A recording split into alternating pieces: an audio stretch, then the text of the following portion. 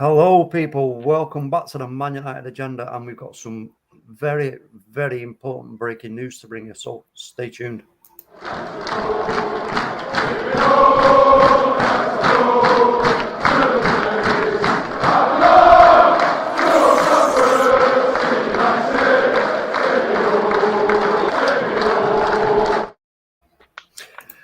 Yes, people. Welcome back. We did have one bit of breaking news we was going to bring, and then all of a sudden that got hijacked by some even bigger news. And yeah, I don't know how to start with this one, but I just want to welcome OMONDI. How are you doing, bro? Yeah, good, man. Good. I'm just enjoying my Saturday day of rest. But when there's news to be made, the back phone was called, and yeah, I'm here, man. Let's do this. Yeah. Also joined by our good friend Brush. How are you doing, Brush? Yeah, I'm quite well, mate. Yeah, nice chilled weekend, and United have finally started their transfer business. So happy days. Yes, we will get into that shortly, but just to get this show off the starting blocks, we've just seen the breaking news. I don't know if everybody has seen it, but this is what's going down right now. So apparently, Cristiano Ronaldo has asked to leave Manchester United. Ronaldo sealed fairy tale homecoming last summer when he snubbed interest from Man City to sign for United, but his comeback has not gone according to plan. Last month, it emerged that Chelsea owner Todd Boehly met with Ronaldo's representative to explore the possibility of a move to Chelsea, which were quickly dismissed. Now, rumours surrounding Ronaldo's exit have gained even more traction, as it has been suggested that the 37-year-old has asked United to listen to offers for him this summer. Now, we know the links that have been made, apart from Chelsea, the ridiculous links, because that was never going to happen. And the other links were, if I'm right in saying so, was it Roma? Is that right, Amonde? Yeah, there was talks about Roma being interested in him, but no fruition. It hasn't come to fruition really. It's just a report maybe a week or two ago about him going to Italy. But then we question it, don't we? You look at the options. Say, could they afford his wages? I think, are they in the Champions League? Did they win the Europa League last season? That means in the Champions League. That could be something, as it says in this statement here, about being in the Champions League, which is really important to him. So we just don't know. It's all speculation, but it's good. It's a good discussion. It's a good conversation to have. Yeah, it's. I mean, what do you make of this, Brush? I'm not really paying attention to it, to be honest. I just think it's just them making up stories to just pass time. I can't honestly see him going anywhere. If he does move, it'll probably be to Sporting Lisbon, but I imagine that'll probably come next season, if anything. Yeah, I mean, I'm really, really hoping that this is, not going to happen, because, as we know, he's our main. Because they're saying as well that it's because he's disgruntled at the lack of a rival as well. The transfer window is still open. If come deadline day we're in the same predicament as we are currently, then I can perhaps understand. But at the moment, this is all very premature, and it's just paper talk as far as I'm concerned. Yeah, I mean, I kind of get a bit of that feeling myself, but I don't know. I just think because of the other rumours that were circulating and everything else, and then nothing coming from Ronaldo himself to say, look, no, I ain't going nowhere. I'm happy here. It's one of those, isn't it, Talk? I mean, we know what his agent's all about. George Mendes, he's always exploring avenues. So it wouldn't surprise me if he's been out there, just flogging his name about, trying to garner interest and whatnot. But I think Cristiano is quite happy, to be honest. And also, 480 grand a week, mate. There's not too many clubs out there that can take that on. Yeah, well, I was just going to ask on Monday that about the wages. You did briefly mention that on Monday. What do you think here? Do you think that possibly Ronaldo may consider taking a wage cut in order to go and play Champions League football in his possibly last really competitive season? Well, there's a school of thought here is that this isn't his last competitive season. If he's enters a side which can be suited to him, where he can just be in the 6-yard box, burying goals, I think that'd be great for him. I think he has to adapt his game over the years. We've seen that with such great players like Giggs as well. He used to be a flying winger. He ended up being a centre midfielder who just popping the ball about, playing two-touch in the middle of the park. And John Barnes as well, same thing, great winger, turned into a great centre midfielder. As I say, the same applies for Ronaldo. I think over the years he will change his role. I think we're seeing that now. Last season, he was coming deep and being involved in the play, but this is with a side like Man United at the time. We all know last season we were sort of really weren't at the races and we were all over the place. So he felt he had to do a bit more, and he did contribute so much. I think this season, I think if he really sort of settles down and starts to look at the training, look at how we're sort of going to turn out next season, I think he'd be quite impressed with the service he might get, the less work he might have to get, and he'd be finishing his dinner. I really do think so. So there's a lot to feast on for Ronaldo if he does stay at the club, but he's just going to be patient. And I totally agree with Brush. Brush is the level-headed guy on the channel. He's come along and said he doesn't believe it. I'm the same too, but I do think we need to discuss this, and I think we need to it's a talking point. With Ronaldo, it's always going to be a talking point. He's got 2 million Instagram followers, not 2 million. Whatever he's got anytime you Ronaldo, it's news, isn't it? And to be honest, it would be disheartening for me if he did leave, because for what I saw last season, there were so many great goals, great finishes, and I just think to myself, well, think of the prospect of him being in the side that actually can provide for him. He's going to be loving it. So if I was him, I would stay. It would be a silly move for him to leave. You talk about goals in the Champions League. I think that race with Messi's done because they were really competitive for a number of years about the goals they would score, and then it got to a ridiculous stage where they were scoring like 50, 60 goals a season. Messi's dropped off. He's played a lot deeper last season for PSG. It doesn't seem like he's interested anymore to be competing. I don't think any of these two players will get in the Ballon d'Or next season anyway. I think we've got a new era. You just got to be about enjoying the football now and doing the best to benefit your team. And I think Ronaldo's got a project here, and I think he would really break the hearts of many fans if he did leave, because it'd be hard to replace even at his age. Yeah, it's. I mean, I'm kind of leaning to that what you and Brush have said there, in the fact that, look, this could be paper talk, it could be journalists, or even his agent trying to sort of ruffle some feathers and, you know, get some information out of the club and maybe push for the signings to happen quicker to settle Ronaldo down. But I don't know. For me, I think it's starting to lean a little bit more now towards the actual fact that he might actually leave, for me, because there's, just like I said, the rumours. Now this news, the offers, the Jose Mourinho, relationship, blah blah blah. I mean, I know what you're saying. No, you're right in what you say there, Amonde, about we are now under Erik ten Hag. That we'd like to think that there's going to be so much more chances created for Ronaldo, better chances, for him to get goals. Now, Brush, I'll ask you: do you think it's really, really such a big deal for Ronaldo not to be playing in the Champions League? Listen, I think it's more for us than him, to be honest with you. He's a consummate professional. He always wants to play. It's us that always concentrates on the numbers and stats and all these kinds of things. The fact that if you go on social media, they're still talking about Ronaldo versus Messi. These guys are 37 and 35. They haven't got anything to prove to anyone. Their legacies are cemented. If neither of them score a single goal again for the rest of their careers, their legacies are still cemented. So, yeah, I'm sure he's disappointed not to be in the Champions League, but I don't think it's the end of the world. And if we had another striker coming in, I could perhaps understand giving these rumours a bit more time. But he's still our main striker at the end of the day. But yeah, that's a good point, actually. Go on, Wonder. What you going to say? Sorry, can we just clarify? What did Roma win last year? Was it the Conference League? They won the Conference League, so now they're in the Europa League. Sorry, forgive me. I was getting confused there. This new Conference League. Yeah, so they're not in the Champions League anyway. So that's another reason why I doubt he'd be going to Roma. Okay. Well, that's that's another sort of plus point to us then. This is going to come down to and he's already been at the biggest club in Italy. I doubt he would want to go elsewhere. Yeah, and I mean the fact. Well, okay, let's just now swing this and start to think. Right, look, if this does happen, where does that leave us? Who takes the lead up front?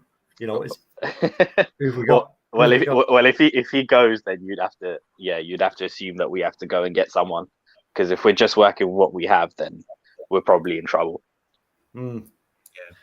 Yeah. But then again, I mean, we're talking about it, but like you said, we're in a project here where we're going to grow over the next couple of years if we've got the patience to stick with it as fans and as the board, as everything else.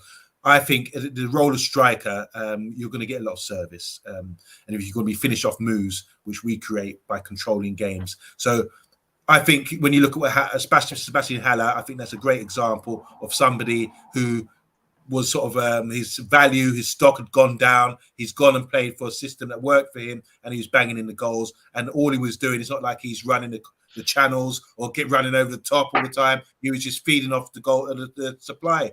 And that's really helpful. And when you got a player like Charlie McNeil, I know people might think, well, he's too young, he's not ready yet. But I'm not the judge here. The judge is someone who's a head coach who does bring in young players and can spot talent. And I think with his finishing ability in the box, in that 6-yard area, I think he could also benefit from the style of play that we have. So Ronaldo, obviously, is my first choice. I wouldn't want him to leave because of his ability to score. Look at the goal he scored against Tottenham last season. That, to me, was like the volley, in the 3-0. Oh, wow, that was just beautiful. Quality. Not many players can do that. We have this new batch of players like Mbappe and Haaland and that kind of thing. But I still think when it comes to finishing, Ronaldo's got it. He's still got that. He's an edge above these guys. They need that experience because it's about the variety of finishing goals. He can score with his head, left foot, right foot, and especially around the box. And if you save your energy, conserve your energy, as Dennis Bergkamp used to do, make the run at the right time. Don't get involved in team tactics where you're running back and exhausting yourself.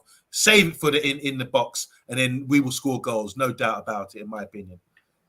Well, yeah, I mean, that plays into Erik ten Hag's system and style of play that he likes to do. When you push him up, get the opposition camped in their own half, and then it's about the rotation. So that's one question I've got there that I'll ask you is, how does Ronaldo fall into that?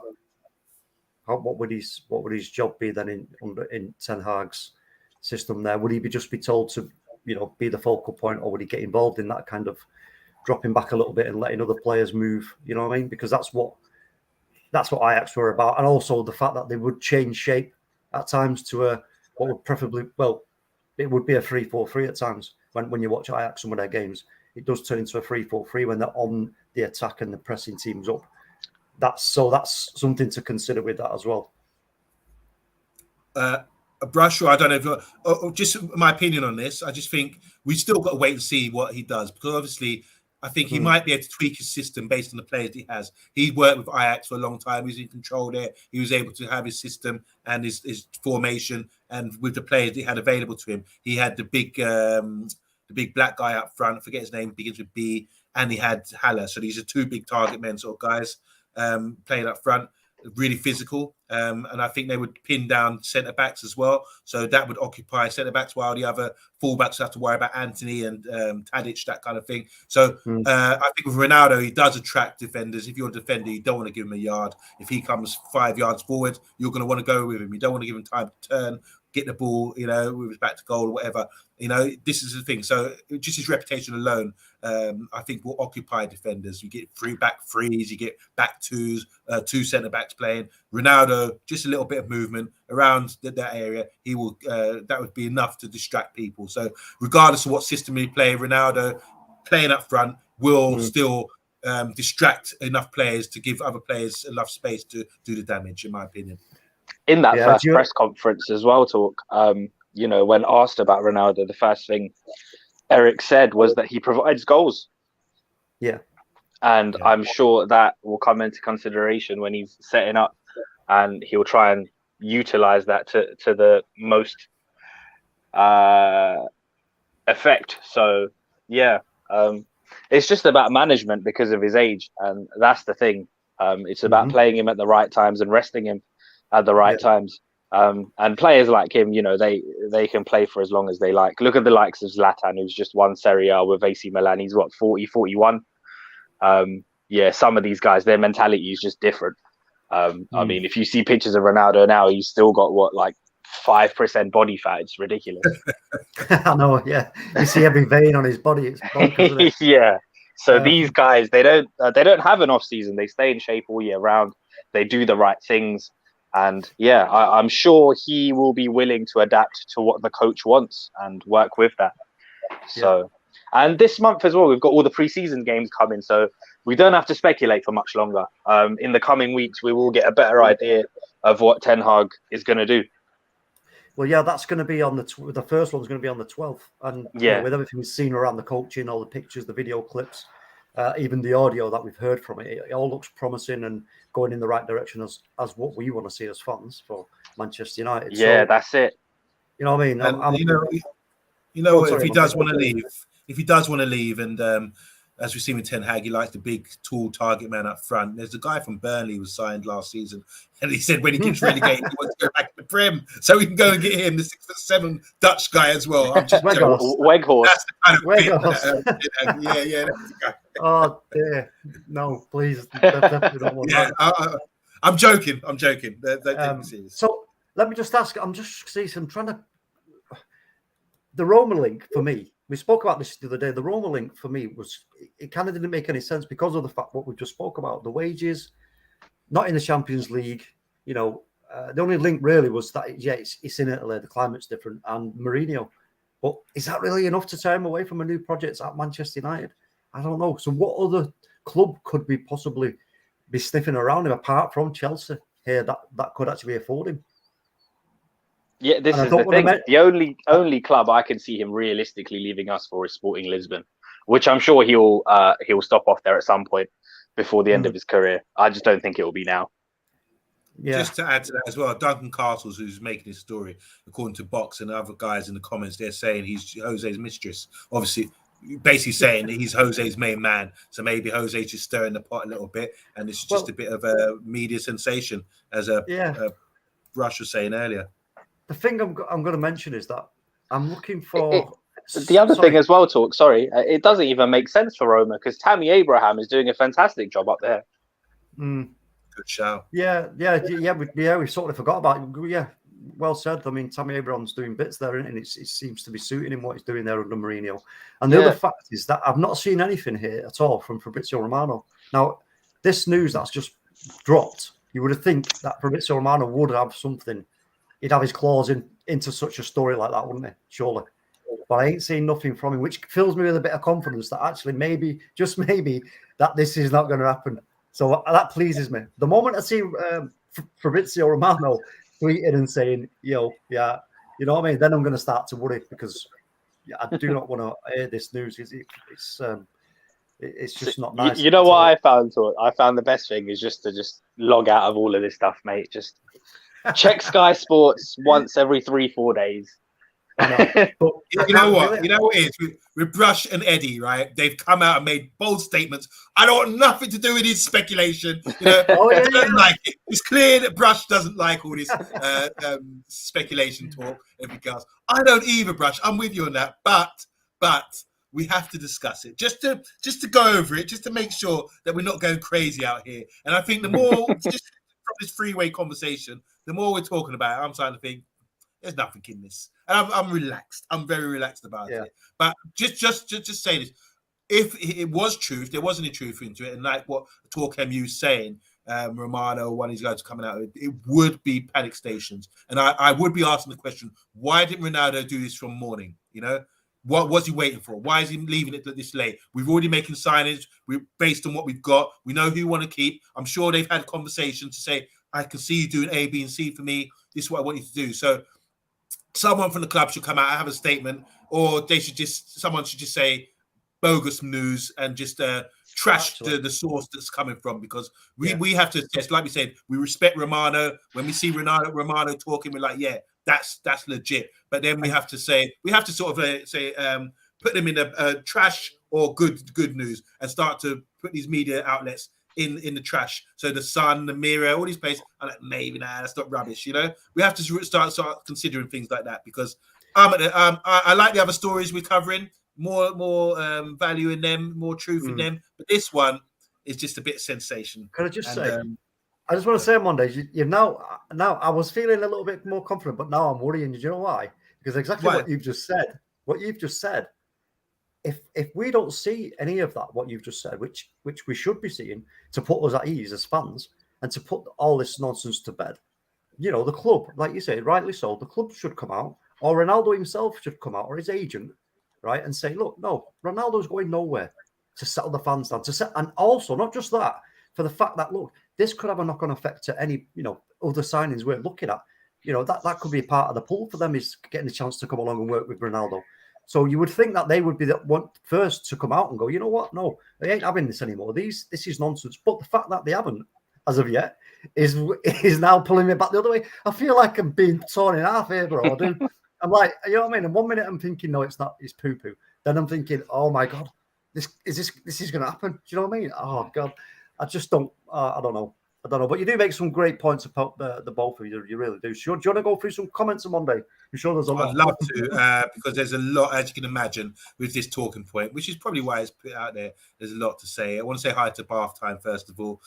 He's out there doing his weekend business. But hi, James McManus. He says, what's going on with this Ronaldo exit? Hopefully we're answering that right now. Bath Time saying, I wish with transfers, every club had a presentation on the first day of the season and they all came in like models on the catwalk. It would be amazing.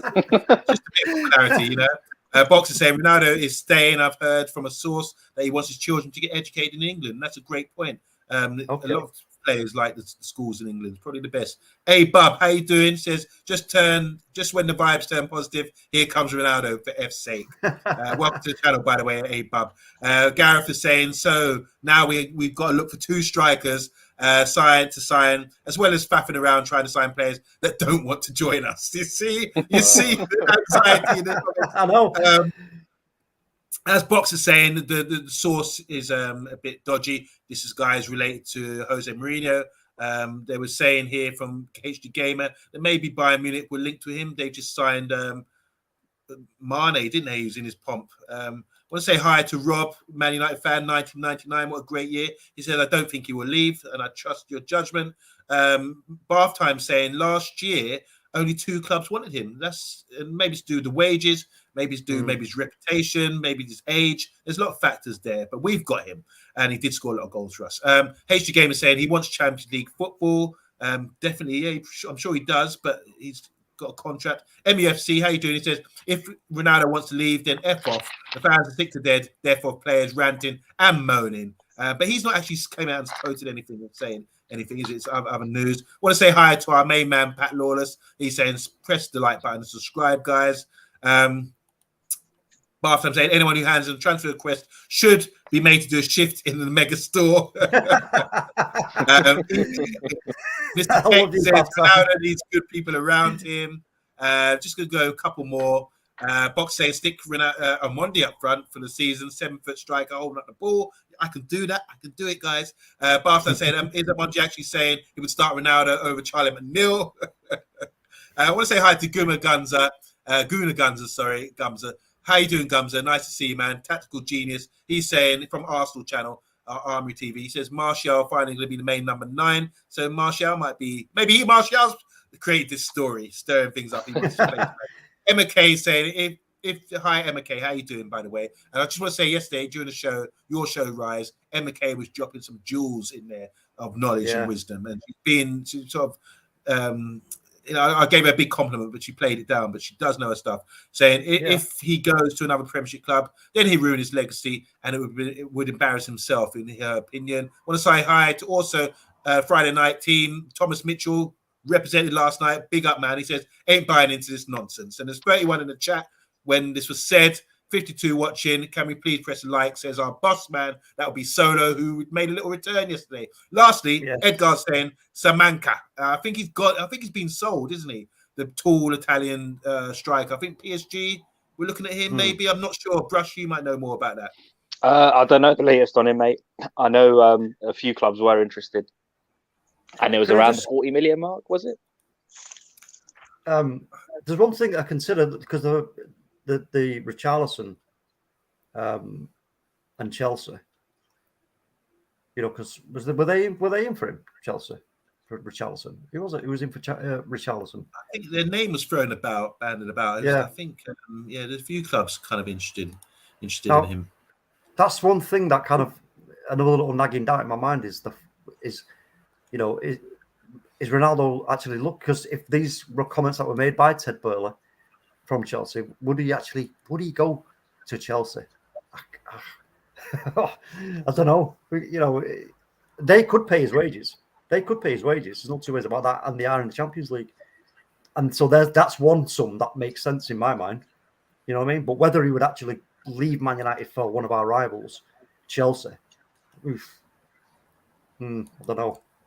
That's a no-no from me. I don't see that happening. I think Chelsea have had a nightmare when it comes to signing strikers like number 9s. From the days they bought Torres and he just completely flopped there. They've really had. I think since Drogba was the last guy I would like say, yeah, he's proper number 9. They've not had the best of times with number 9s. It's cursed. It's true. Why do you think that is? Just quickly, I'm not to talk about Chelsea, but what's going on with that? Because Drogba didn't even bang in loads of goals, was he? He wasn't prolific. He was just a nightmare. But he suited that system down to a T, though. A lot of Lampard's numbers were down to Drogba. Yeah. And then with Lukaku, I mean, you know, with Tuchel bringing him into that system that he was playing and the way Lukaku plays. He just didn't suit the style. No. It was crazy as well, though. I was reading that Lukaku said that he was in contact with Inter Milan all of last season, which is mental. After you make a club record move to the club, what? I know it makes no sense, does it? It's like it's almost as if the agents have been blinded by the pound signs.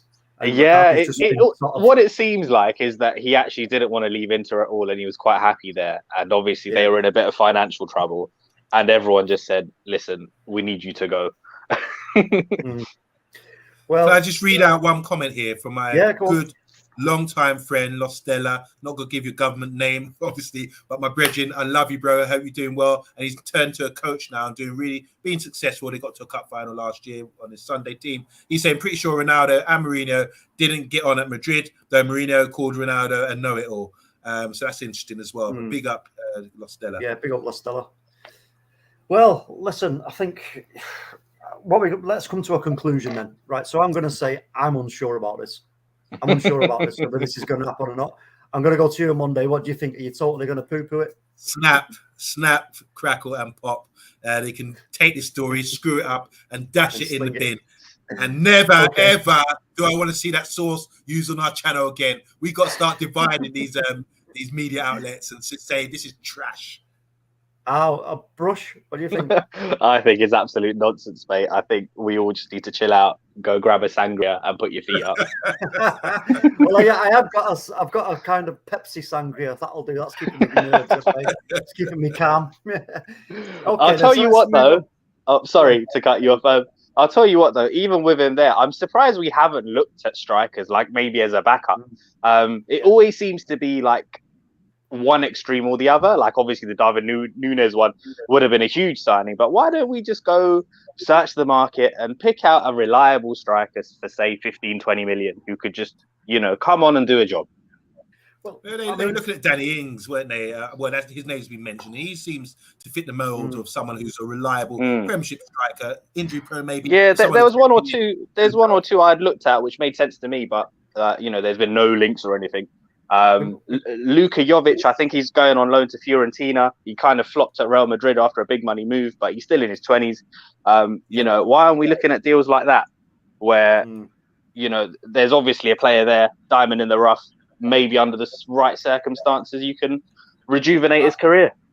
Do you know what I think is going on? I think that the fact that Martial's coming back, Rashford as well. I think because we've got left and right side players who can play there. Yeah, I think. See, on paper that makes sense, talk, but with Martial, we've been burnt by him too many times. I just have no faith. Understand? Yeah, listen, I agree 100%. However, what I'm going to say is, with Ten Hag, because it's a limited budget, and there's obviously other areas that Ten Hag has identified. Yeah, it's like the board are just like totally tunnel visioned on those targets, what he's set out. So, and they're working exceptionally hard. The Frankie De Jong deal, in my opinion, has hampered some of the other business we could have been doing. Yeah, it's just been such a farce. And and let's just say this: look, there is Martial. We don't know how he could perform under Erik ten Hag in that system.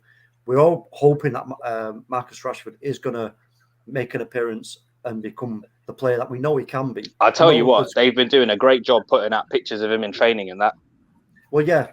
And, with Rashford, I think a lot of people do question his footballing intelligence, the IQ, whatever you want to call it, blah blah. But I just still believe. I believe, whether it's because I want to believe, I don't know, but I do believe that there is a baller there waiting to pop out for us once more and even improve and kick on. And I think this could be the time for him to do that under Erik ten Hag. So, you know what, we'll put this one to bed now. So Ronaldo, Cristiano, mate, enjoy your holiday. Before we put that to bed, I just want to make the final 2 points on this because we have discussed it for half an hour, and I just want to. My closing statement would be this: for all the people that are going to be joining our fantasy football team, don't worry, don't despair. Ronaldo will still be up for grabs. He won't be leaving. So don't worry, and that'll be fantasy football, Man United agenda fantasy football season. We're starting very soon. Here's the graphic for it. Here's the code as well. Those of you experienced who think you know about football, think you're the best manager in there, think you can make the right deals at the right time, get the lowdown about who's injured for a few months and make changes, that kind of thing. Have a go. Let's see. And we will. This is the way. This is a great way. Rather than just looking at some data on your phone or whatever, you can come on the show and represent and explain why you're top of the leaderboard and that kind of thing and wearing your green jacket. So here's the code, guys. Make sure you join in with the fantasy football Man United agenda, and it's going to be popping, I guarantee. So Ronaldo will definitely be playing for Man United. I agree. And my second point, my final point is like, sometimes when you make emergency calls, 999, they say, is it really an emergency? Are you wasting police time? And this is how I feel right now. I'm feeling right now. I know you guys are too. The call was sent out. Get up, get on the show. It's an emergency. Ronaldo could be leaving. And I'm saying to you guys, whoever made the call, you're wasting my time.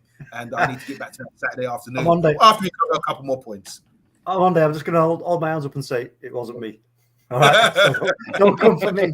But folks, do exactly what Monday said there. Go to the website for the Fantasy League, put our code in, and get involved. I mean, I have no idea about fantasy football, but I will give it a go. I might get lucky. You never know. I'll tell you what, Talk. It makes the season way more interesting, especially some of the more mundane matches. If you've got one or two of the players, it just adds a little something to the game. Yeah, I'm going to definitely get involved with it. I'm going to go check it out, look for some tips. I'm going to see. Actually, what you guys don't know is I've got an inside, not a man, a woman. I've got an inside lady all over this who knows everything about FPL, and we all know who she is. But I'm not going to tell you. I'll tell you after the stream on Monday. So I'm going to go and put my arm around her and say, "Hello, can you help me out here? Help me out, sis," which she will. So yeah, just beware, folks, because I may just come into this and be the one to beat. But anyway, let's move on now. One more thing. Do you want to say hi to Tara Suzanne? Haven't seen you before. Welcome to the channel. She said, "Let's buy and offer Ronaldo something. He's not leaving." Also, Amp Project. Ola Kunle's in the house as well. And I want to say hi to Moss Sports Talk. Seen you before. Welcome back to the channel. And also a second reminder, Bub. Big up. Love the name. Love to see you on the channel. And also all the way from Jamaica, we've got Jordan. Jordan is saying, "Glory Man United." Guys, I'll be on a live today on Calvin Phillips to Man City. So make sure you check him out. Cool. Okay, right. We've put that to bed. Ronaldo's going nowhere. I'm going to convince myself. And we'll move on to the next topic of the stream, which was initially the breaking news story, because obviously it is quite important for us as a club, and that is the Lisandro Martinez. So as per the report, United are aiming to beat Arsenal to his signature after the London club had a bid of their own rejected, thought to be about 34 million. Ajax value Martinez at 43, and it's reported that United's offer, including add-ons, is not far away from middle ground between the two clubs. Furthermore, it said that Martinez is keen on a move after telling Ajax chiefs that he wishes to join the Premier League, with United looking like his most likely destination. So, and SN's verdict, Martinez's versatility is certainly one of the qualities Ten Hag searches for in a player, and the relationship over the last 3 years will influence the deal. So, from what I'm making of this on Monday and Brush, I'll just start it off. It's quite clear from my point of view that he just wants to come to United. I don't think he's really that interested in going to Arsenal, if I'm honest. What do you make of that? Brush, you want to go with this? Yeah, I agree. I mean, if given the choice between the two, obviously with the manager there as well, you would think he would prefer us. versatile player, can play centre back, defensive midfield, and left back. So for us, he could do a job in all of those positions, really. The only thing I did have a concern about was obviously his diminutive size. He's like 5'9". I'm not sure how that will work out in the Premier League as a centre back.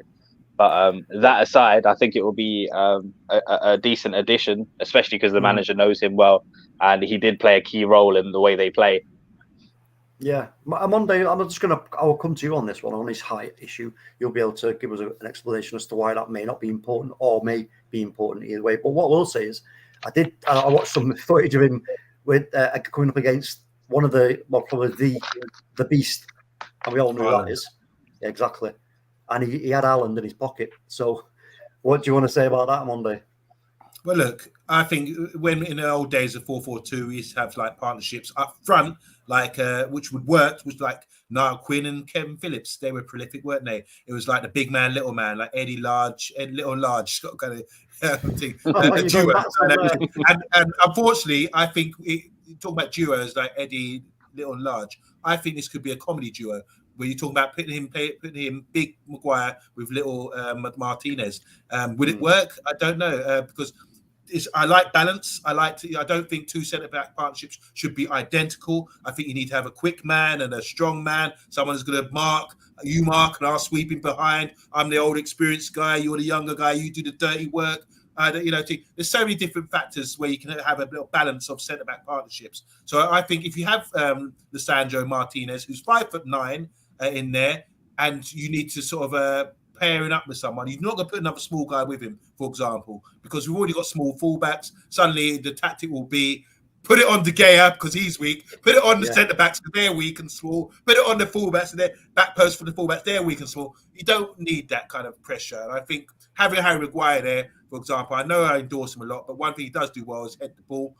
And he does it so often, it just becomes standard when he's just clearing balls off from crosses and corners and that kind of thing. And people just get used to that. And that's a good, strong part of his game. So I think being 5'9", he's going to be you need to have that balance. What I do like about him, though, is left-footed, plays with his head up, good on the ball. And I think these are like former midfielders who drop back into defence. And when I've played football over the years, I've seen like players who play midfield, really technical on the ball. They can easily play in defence. Look at Mateus, Lothar Mateus. He was only 5'0".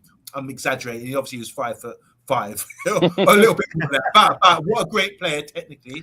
And he was also one of the best at what he did though on Monday. I think he won the Ballon d'Or, didn't he? In 1990 when they won the World Cup, he won the Ballon d'Or. Yeah, but I'm just saying, a technical player, good on the ball, didn't matter about height. It didn't affect them. He still won league titles with Bayern Munich, even though he's protected in the back three. To be fair, I've spoken to one or two Ajax fans, and they've been waxing lyrical about him. I've even heard comparisons to Mascherano. If he's half the player that he was, then I'll be very happy. Rush, that's why I love having you on the show. That is a great example there. Mascherano and Puyu, they played well together. Mascherano, you never see him get beaten up or bullied or that kind of thing. Mainly because they had the ball half the time, but or 9% of the time. But still, he was so impressive, wasn't he? Playing midfield. Yeah. He was shorter than Martinez. So this new era where we're getting players like Koundé from Seville is not 6 foot. I think Cannavaro started the trend winning the Ballon d'Or in 2006. He's only 5'9", 5'10", but his timing, his leap, his aggression, that kind of thing, it made him outstanding as a player, and obviously technique on the ball. So there's no point being a big bully guy, 6'4". These are the standard sort of things, size for defenders, you'd think. But these days now, what's happened to tall guys? I think it's discrimination against tall people now. We're not getting in the game anymore since brand of football.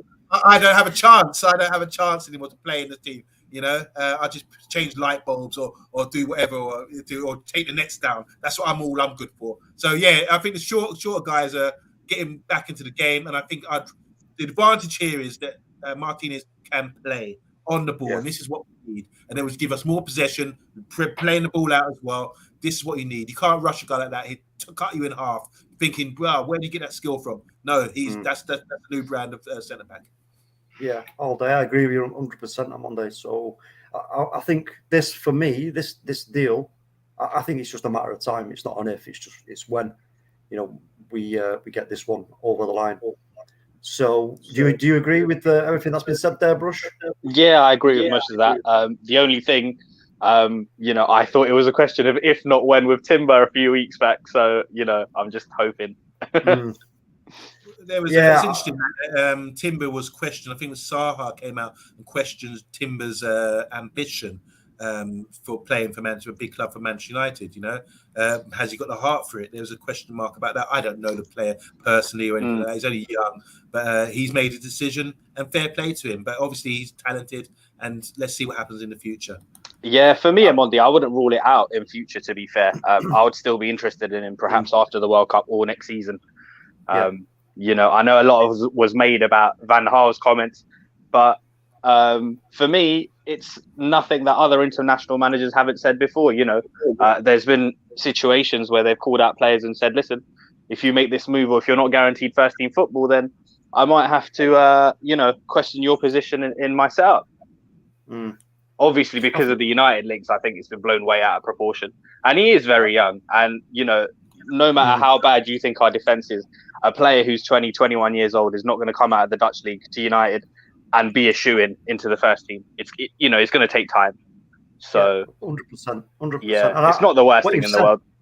What you said there about his age and everything, and you know what, I don't blame him personally for wanting to. Yeah, because if he comes in now, he is going to be a rotation option. It's going to take him a while to settle, and if that throws off his World Cup, then I can understand the young man wanting to stay. So at this point, I don't question his mentality. Yeah, and I don't hold anything against Louis van Gaal for convincing him to not come. No, you know what I mean? Because that's just, that's not a dig at us as a club from Louis van Gaal. That's just him wanting the best for the player, for his for the national team. He wants him to be fully fit, etc., match fit, and so we can understand why all that's happened. Yeah, exactly. So let's move on then. So we'll move on to I didn't have time actually to do a graphic on the next subject, but it's a young player from what's the club? Palmeiras. Young Gabriel Veron. Now, what do you know about this young fella, Brush? So this is a name that I've heard in passing because, once in a while, one of these guys will put out articles on Wonderkids and the next sensation to come out of South America. And I've heard his name in passing. He's only 19 years old. He's a winger. He plays predominantly on the right-hand side, but can play across all front three positions. I think the fee was 10 million is what's being discussed. Yeah, I think it's about 10 million. Yeah. Yeah, about 10 million, for that, I'd have no problems if you want to take the risk and go there. We've been waxing lyrical about Anthony over the last month. This was a Ten Hag find from Brazil. So, why not look for the next Anthony instead of paying 50, 60, 70 million? Yeah, I mean, the stats on him, characteristics, his playing style, etc. Good at key passes, good at long shots, defensive contribution. Now, the question marks around discipline, obviously age. Finishing is questionable. Crossing's questionable. And the passing's questionable. This is all from, what I'm reading from stats and metrics, etc. Yeah. But he does like to dribble. And again, it's his long shooting. Shoot from distance. That seems to be a strong part of his game. But this is the thing with these young players, isn't it, Talk? I mean, obviously they're very unpolished. It's one of those signings you think that even if we were to move for him, perhaps would loan him back to them for a year.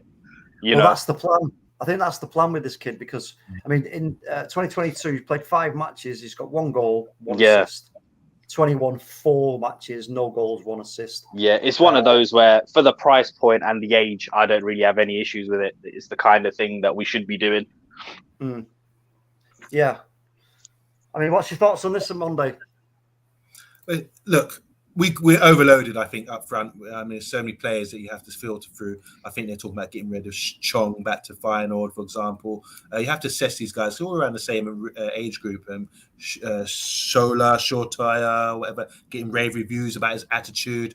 We've got Elanga who's come through. We've got Ahmad, who we spent good money on, who hasn't really had much senior football in his many years. He's coming on Pelestri as well. Palestri as well. There's more to come. And we've got Garnacho. We were talking about him yesterday on the show. So there's a lot of players there you have to filter through. And like we were saying yesterday as well, there's a gap. How do you jump from going to senior football from this level? You might be smashing it at this level, and then something your progression might stall by a wrong loan move, or you might get injured, or you might not be able to physically grow. Some people don't develop until they're 23, 24. Who says, like, when I was doing my GCSEs, I failed. I wasn't ready. Who says that by 16 you'll be ready to do GCSEs? Some people develop different rates, The same applies with football. I think you see players like Ian Wright who develop, obviously, he didn't have the mentality or whatever growing up through academies, whatever, but he developed later on in life and decided that was the right time for him. So I don't think there should be, by the time you're 20, you should tick these sort of certain boxes. If you're talented, all these players are talented, then fair enough. I just don't like the idea of looking for another Brazilian or South American player just to bring in and say, right, he's hot, let's have a look at him and sign him up, because you might kill his development. They're talking about sending him to a Portuguese side, maybe Sporting Lisbon on loan or something like that, to have a close look at him. But how do you know he's going to get game time? And from what I've seen, this guy, I've seen him in the tournaments. I always watch like the under-20s, World Cup tournaments and Brazil thing, looking at the new flavors and all that. The one that really excites me, you covered recently, is Enrique. No, not Enrique. 15-year-old guy. Yeah, but they're all, this guy, I don't think, like, when I look at him, I'm thinking, nah, don't think so. Because you look at V Junior from Real Madrid. He's tall, strong, fast. He can burst away. This guy has got good dribbles, got good technique, everything else, but he's a bit shorter. And I just think I'm not seeing enough. But that's where the price difference comes into Omondi. I mean, Real Madrid paid close to 40 million for him. Well, that's because that's my point. Because V was V Junior, I call him V Junior. He was outstanding. Like, but I'll tell you what, though, just to rebuttal what you were saying. I think we need to look at how Chelsea have utilised the loan system. With the right loan moves, you can develop these players. Well, actually, do you know what, Brush? I just want to pick up on what you just said there, because I was going to sort of say a similar thing. And what I was going to say was, look, as a club, Man United, we've got the academy and everything else, but do you not think now maybe in this new era of football, with the finances that are being bandied about and all these ridiculous numbers, maybe there might be a switch in Man United's thinking here and approach in terms of taking a risk on these kind of lower sort of valued players and saying, you know what, okay, it's worth us taking a chance, because if we pay 10 million for this Veron, and what's the other kid's name for Omondi? What you were just going to say? Is it 15-year-old Wonderkid? He impresses me. Endrick. Yeah, so okay. He's someone from the reviews and the ability that I've seen him get. For his age, he's playing he's only 15, 16. He's playing for under 18s, 90s, and really showing it. So I'm saying this guy stands out a bit like V Junior did. So there's certain standouts, but this Veron, not an ultimate standout for me. The guy that Man City got, the left-footed winger for last season, I thought he looks amazing, but he hasn't even featured yet. Where's he going to? What's going to happen with his future? Sorry, talk over to you. No, I agree, but I was just saying that maybe we might sort of see a little bit of a shift in our approach here in terms of being able to take risks on some of these young players, because if we get them young enough and they actually shine and go like, whoa, this kid's special, let's get him out there, and they play like 2 or 3 seasons for us, and then we can then move them on, because this is usually what will happen with South American players. Look, if we brought one of these kids in, they did well, they got the first team start, he got a contract 3 years, they would no doubt then want to move to another club, Spanish-speaking club maybe, or Portuguese-speaking club, whatever. Then there we could make some money as a club. Not because I know we're not a selling club, but you know what I'm saying. You know what I'm trying to get at. And also, football is a business, as much as we don't like to acknowledge it. And even if they don't succeed at United and make the first team, there should always be a steady influx of players coming in. A little 5 million signing here, a little 10 million pound signing there, and then loan these players out. When we discuss the monstrous fee that Chelsea paid for Lukaku last season, it was offset by a lot of the sales of players who didn't even play for Chelsea. Yeah. And that's how you do good business. Well, that's what Bath making a great point. He's saying Chelsea loan system makes them tens of millions a year. Yeah, exactly. And that's what we should be doing. We need to start balancing our books. We need to start looking at next spend and things that were totally alien to Ed Woodward and co. Yeah. But hold on, it might make the club money, but what does it do for the players? Nothing. Who's that? Van Ginkel, whatever his name is. Dutch player. Listen. If you spend a decade on loan like Van Ginkel, then obviously it's really bad. But you know, look at the likes of Mark Guehi, who's doing wonders at Crystal Palace after the education he had out on loan. Livramento is another one that came up through the Chelsea academy. Broja, you know, there are a lot more success stories than these horror stories. I'm trying to wait up to see if that is more successful or not. How would you feel if you're a young player coming on loan into a club and then you're set off somewhere? I mean, it depends. It depends how many loans they have, isn't it? I mean, we're in a similar predicament now with Chongi, where I think we should probably just cut our losses. I think he's had one loan too many now. Yeah. But this is the point. This is the question that I was going to ask some people in the chat as well. I don't think, like we're saying, Ajax F, Ajax B, you know, you can bring a Brazilian player like that in, put him in the Ajax B, which is playing in the lower division, and they're playing under your system. You've got a good watch on them. You can keep an eye on them. They know exactly the job they're doing. So it's an immediate transition into the first team. They know their job exactly because the system's the same. But you send in players like, you get this Brazilian guy, Veron, in, you send him to Portugal. They don't play anything. This is where you do your due diligence, Amondi, as the club buying the player. You look at the profile of the player, you look at clubs that fit his style before you send them out on loan. You guarantee they're going to play most games before you send them there, so they're not twiddling their thumbs and wasting time. But that's not happening. That's the issue. I don't think it's happening. Yeah, but that's the thing. That's what we need to. That's the level we need to be at. That's what we need to strive for. Look at when Chelsea went and got Courtois, sent him straight to Atletico Madrid, who pretty much trained him up, and then as soon as he was ready, they brought him in. Well, you know what? For me, I just want to end this one on this point. That is, let's just hope then that whatever positives Ralph Rangnick left at the club, which he would have done, whether it went sour or not, he's left some positives. He's left some ideas, you know, for Murto and what's his name on Monday? The other guy, Arnold, who was at the pub. Arnold, yeah, he's left ideas, and for Fletcher, I can't remember his name. At the pub, yeah. You said at the pub, we said, "Oh, Arnold, that's the one." You still think that was a stupid move, don't you? Go to the pub to meet up with these guys, don't you? Yeah, I thought it was quite bizarre, to be honest. But that's another stream. But you know what? I think the ideas have been put in place. Let's just hope that Ten Hag, this is something that he would want to push for during his tenure at Manchester United, you know, for us to start going down these kind of routes in order to generate more income, because it's quite clear the Glazers, you know, the money side of it, they cannot keep up with, you know, X, Y, and Z of the league. So that's going to be a problem. Newcastle, blah, blah, blah, say no more on that one. We'll get to that when the time comes, because the time will come when we do need to speak. Oh, absolutely. Because, I mean, their owners make the Man City lot look poor in comparison. Exactly. Yes, exactly. So you know, it's only a matter of time. Yeah. Can I just say respect to the people in the comments, because they're making some really good comments? Yes. Do you mind if I quickly drop a few? Go for it. I was going to say. Halftime saying no to South American teenagers, please. And we respect Halftime, what he says. Hey, Bub, you're dropping some gems today, saying they're buying him on to put out on loan, not to play with us at the moment.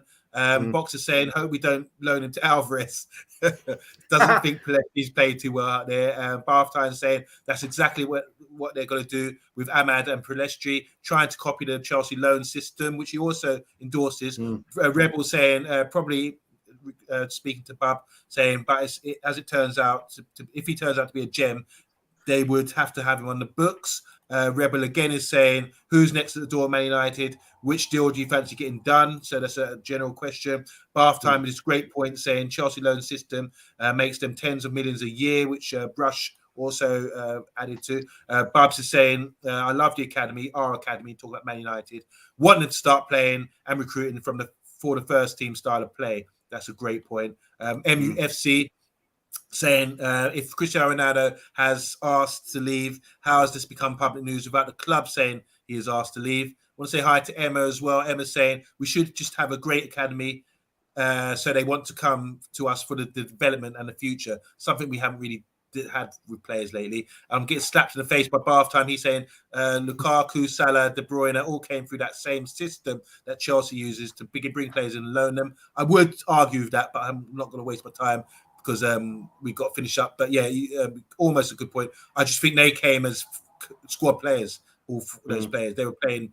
Salah was playing for Basel. Lukaku from Anderlecht was playing first team football, and De Bruyne as well. It's different between that and maybe a young player coming through. Bath Times also saying they had 40 loans, 40 guys on loan in 2020 and 21 season. Abab, I think we should temper our expectations. Let them know that coming through to the first team is not the only path to success. Really knowledgeable. Respect. Lawrence is in the house. Haven't met you before, Lawrence, but welcome to the Man United Agenda. Says great discussion, guys. Some solid opinions, good knowledge from you all. Thank you so much, and good from the comments as well. Shah saying players aren't just players now. Players aren't just players. They now hold a value and are a commodity. To the value of the club, present and future. And Bath Time saying, what positives has that fraud left at the club? Talk. I don't know. No, so I was talking about Ralph. He's trying to push buttons. Listen, Bath Time, let me just say this. I know your opinions on Ralph. I know what they were, but all I'm saying is he would have. There's no doubt he's left some ideas because he would have been speaking to lots of people at the club too. He's left some ideas. There's no doubt about that. We may see the fruition of that. I'm not saying that that's going to be the case, but it's just a conversation piece. But as we Amonde goes through the rest of the comments there. I'm just going to go to what Amonde loves. Oh, he's in it on me. Oh, there you go. This is Amonde's trademark. It's any other business. Have you got any other business before we wrap this up, guys, that you want to quickly talk about? No. I'm just happy that the Malacia thing looks as if that's over the line, and hopefully that will just spearhead us on for the coming week, and we'll see a few more arrivals. Well, actually, now you've mentioned it, Brush, I will say 45 minutes ago, Fabrizio Romano says Terrell Malacia will fly to Manchester on Sunday in order to undergo his first part of his medical test and then sign the contract as a new Man United player. Medical will be completed on Monday as well as club duties, blah, blah, blah. So he will sign. So we may get the confirmation on Monday or maybe Tuesday. So that's probably, somebody asked the question, what's going to be the next signing? I would say, yeah, that's Rebel. Yeah, so I would say that one, Rebel, if I'm honest with you. But have you got probably anything else? Martinez. Yeah, what I'd like to see after Malacia. Go on, Monday. Yeah, what I'd like to see with Malacia, usually when they do the sign-in, they do a few ball juggling skills and all that kind of thing. I want to see him slide tackle someone, put someone out there and just go clap, go through him and say, yeah, get the crowd going at that. But I just want to say this. Big up everyone in the comments. Enough respect to you guys. You really dropped some gems, some jewels of wisdom. I've learned a thing or two, and I've been slapped about a bit by Bath Time as usual. But what I'm going to say is the Premiership is hot. It's a hot league. It's hotting up. We look at Tottenham. We look at Arsenal turning up. We look at Newcastle. They're making moves. Brighton, what a side that sustaining themselves. And with that money they've been given by the left back, who's probably going to get sold to City, and Basuma as well. Guaranteed their system of bringing players through is going to be interesting this year. I want to say Taylor Richards. They got a player called Taylor Richards, who's my friend's son, who's left-footed. He was at Man City, left-footed player. I hope he comes through next season. So anyone in fantasy football, have a look out for him. But I just think it's so exciting, and it's like there's no guarantees.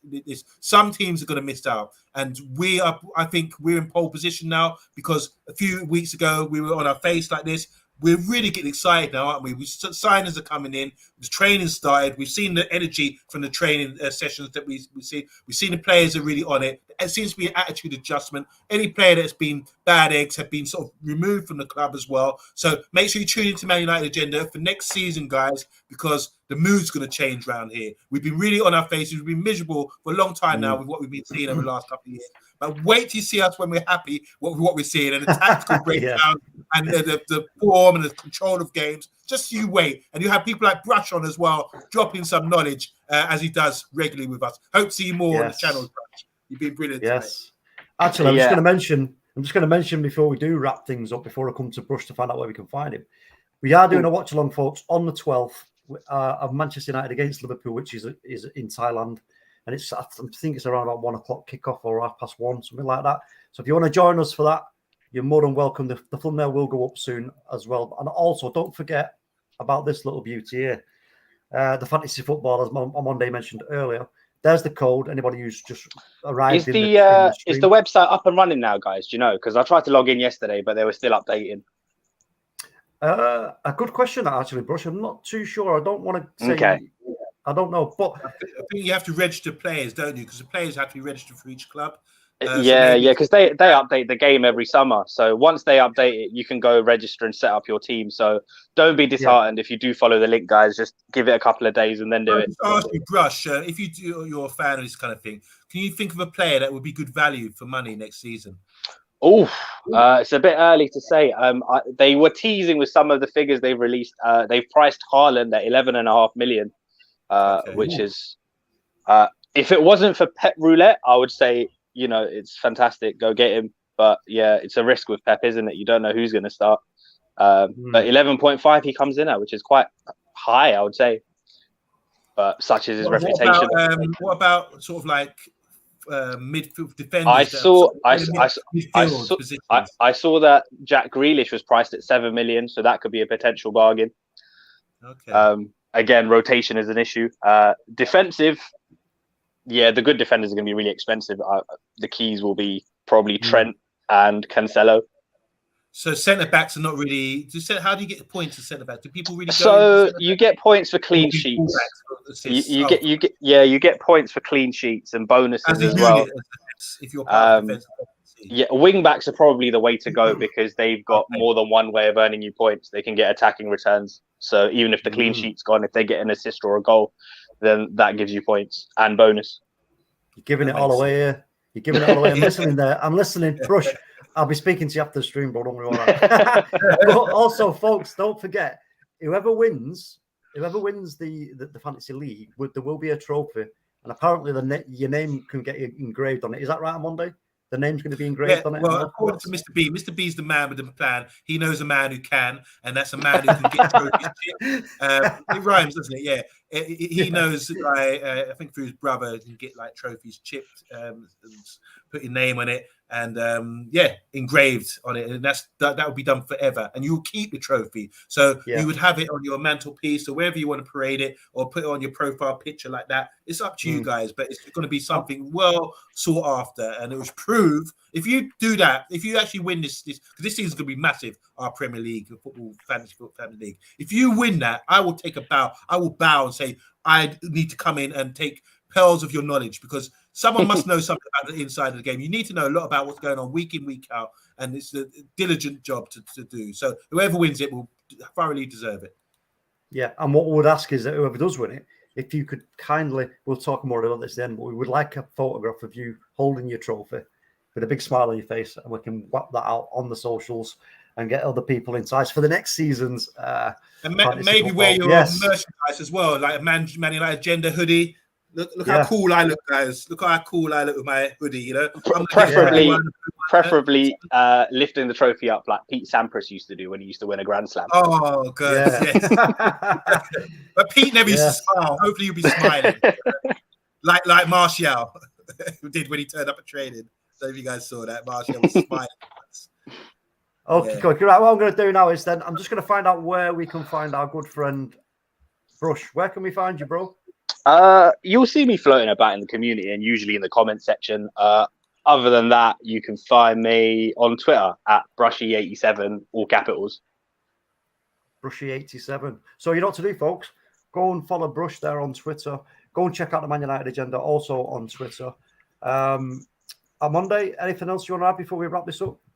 Yeah, it's been an interesting chat. I really enjoy it. Three-way chat like this. We've covered everything. I think we've rejected the rubbish and yammed up the good stuff, you know, like Martinez and the left back coming. So, yeah, I'm happy. I'm full. My belly's full. Yeah, same here. Well, listen, thanks for coming on in such short notice. The panic has been averted, folks. Take no notice. Ronaldo is going nowhere. And on that note, stay united.